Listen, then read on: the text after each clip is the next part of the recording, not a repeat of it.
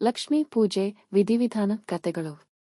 ನಾನು ನಿಮಗೆ ಇಂದೊಂದು ಶ್ರದ್ಧೆಯಿಂದ ಆಚರಿಸುವ ಪಾವನ ಸಂಪ್ರದಾಯದ ಕಥೆಯನ್ನು ಹೇಳ್ತೀನಿ. ಅದು ಲಕ್ಷ್ಮೀ ಪೂಜೆಯ ಕುರಿತು. ಈ ಪೂಜೆ ಯಾವಾಗ ನಡೆಯುತ್ತೆಂದರೆ ಶ್ರಾವಣ ಮಾಸದ ಒಂದು ವಿಶಿಷ್ಟ ಶುಭದಿನದಲ್ಲಿ ನಮ್ಮ ಮನೆಗಳಲ್ಲಿ ಹೆಂಗಸರು ದೇವಿ ಲಕ್ಷ್ಮಿಯನ್ನು ಭಕ್ತಿಯಿಂದ ಪೂಜಿಸುತ್ತಾರೆ. ಇದಕ್ಕೆ ಒಂದು ಇತಿಹಾಸವೂ ಇದೆ, ಒಂದು ಭಕ್ತಿ ತುಂಬಿದ ಕಥೆಯೂ ಇದೆ. ಒಂದು ಬಾರಿ ಒಬ್ಬ ಬ್ರಾಹ್ಮಣಿ ಹೆಂಗಸು ಇದ್ದಳು. ಅವಳ ಹೆಸರು ಪದ್ಮಾವತಿ.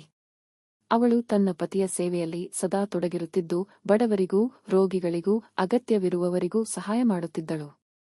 ಅವಳ ಭಕ್ತಿ, ದಯೆ, ನೀತಿ ಇವನ್ನೆಲ್ಲ ನೋಡಿ ಲಕ್ಷ್ಮೀದೇವಿ ತಾನೇ ಖುಷಿಯಾಗಿ ಅವಳನ್ನು ಕಂಡು ಆಶೀರ್ವದಿಸುತ್ತಾಳೆ.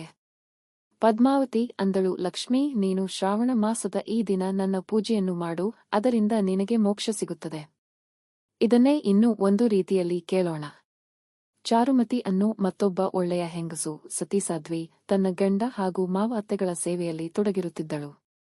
ಒಂದು ರಾತ್ರಿ ಅವಳಿಗೆ ಕನಸಿನಲ್ಲಿ ವಿಷ್ಣು ದೇವರು ಪ್ರತ್ಯಕ್ಷನಾಗಿ ಹೇಳಿದರು, ಚಾರುಮತಿ, ಶ್ರಾವಣ ಮಾಸದಲ್ಲಿ ಲಕ್ಷ್ಮೀ ದೇವಿಯ ಪೂಜೆಯನ್ನು ಮಾಡು.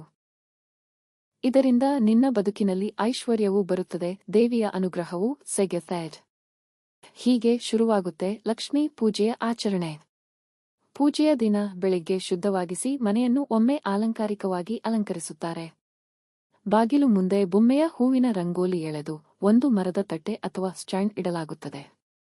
ಅದ್ರ ಮೇಲೆ ಒಂದು ಕಲಶ, ಬೆಳ್ಳಿಗೆ ಅಥವಾ ಪಿತ್ತಳಕ್ಕೆ ಸೇರಿದ ಹೂಡಿಗೆಯನ್ನ ಇಡುತ್ತಾರೆ.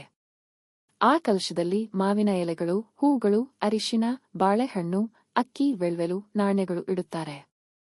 ತೆಂಗಿನಕಾಯಿಗೆ ಅರಿಶಿಣ ಹಚ್ಚಿ ಅದರ ಮೇಲೆ ಇಡುತ್ತಾರೆ.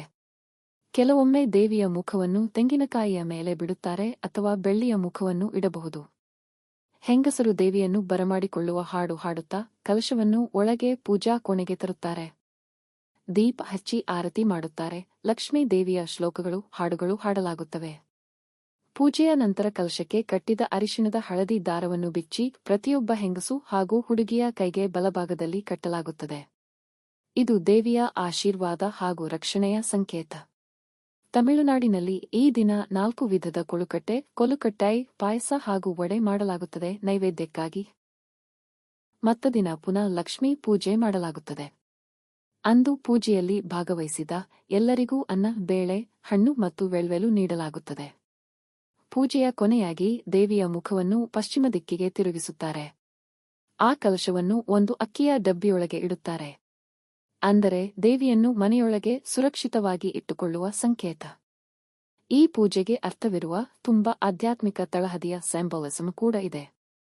ಅರಿಶಿಣ ಮತ್ತು ಕುಂಕುಮ ಈ ಎರಡೂ ಒಂದು ಹೆಂಗಸಿನ ಶಕ್ತಿ, ಶುದ್ಧತೆ, ದೇವತತ್ವದ ಸಂಕೇತ.